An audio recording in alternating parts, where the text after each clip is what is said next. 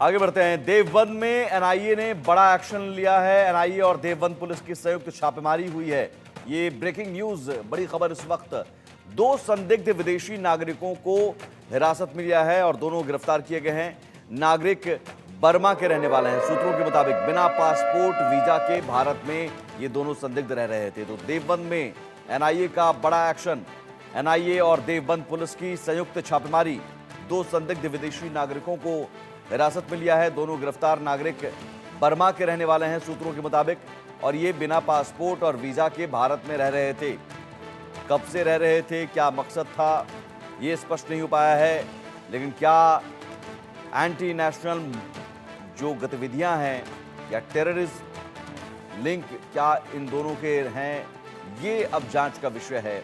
लेकिन बिना पासपोर्ट और वीजा के यहाँ पर कैसे रह रहे थे और कितने दिन से रह रहे थे, कैसे यहाँ तक पहुंचे देवबंद में, किसने इनकी मदद की, ये भी एक बड़ा सवाल है। देवबंद में आखिर कौन ऐसे संदिग्ध विदेशी नागरिकों को यहाँ पर रहने में मदद कर रहा है, उन्हें पनाह दे रहा है,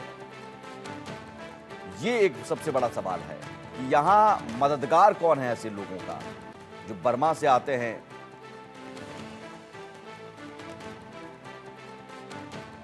एनआईए की टीम ने छापामारी करते हुए दो संदिग्ध लोगों को हिरासत में लिया गया है। सूत्रों का दावा है दोनों संदिग्ध व्यक्ति विदेशी नागरिक हैं जो भारत में अवैध रूप से घुसे थे और देवबंद में वो शरण लिए हुए थे।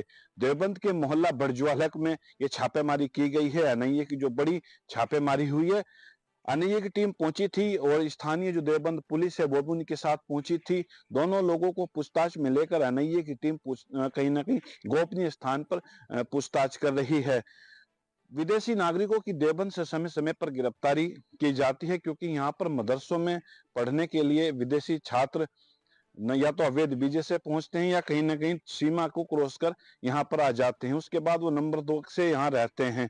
जानकारी उनकी स्थानीय पुलिस को नहीं मिल पाती, लेकिन कहीं ना कहीं एनआईए का जो जाल है, बांग्लादेश में जो हिंसा हुई है उसके बाद लगातार एनआईए, एटीएस और जो खुफिया एजेंसियां वो सतर्क हैं और देवबंद में जो बांग्लादेशी कहीं ना कहीं पढ़ते हैं उनका भी डाटा ब्यौरा भी अब निकाला जा रहा है। ऐसे लोगों को चिन्हित किया जा रहा है कि जो यहाँ पर रह रहे हैं। खासकर बांग्लादेश के से आने वाले छात्रों पर पुलिस की विशेष नजर है, एटीएस की विशेष नजर है और एनआईए भी बारीकी से एक एक मदरसे से सूची मांग रही है कि ऐसे व्यक्तियों की हमें सूची तलब कराई जाए जो देवबंद में बांग्लादेशी हैं और कहीं ना कहीं वो यहाँ पर पढ़ते हैं।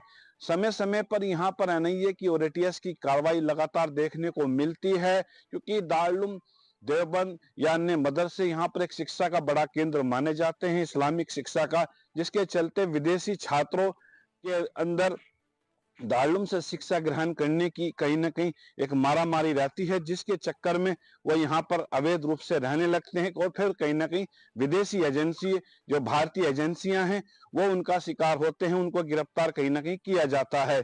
इससे पहले भी लगातार एनआईए, एटीएस कई ऐसे लोगों को गिरफ्तार कर जेल भेज चुकी है जो अवैध रूप से भारत में रह रहे थे। इंडिया न्यूज के लिए देवबंद से प्रशांत त्यागी की रिपोर्ट।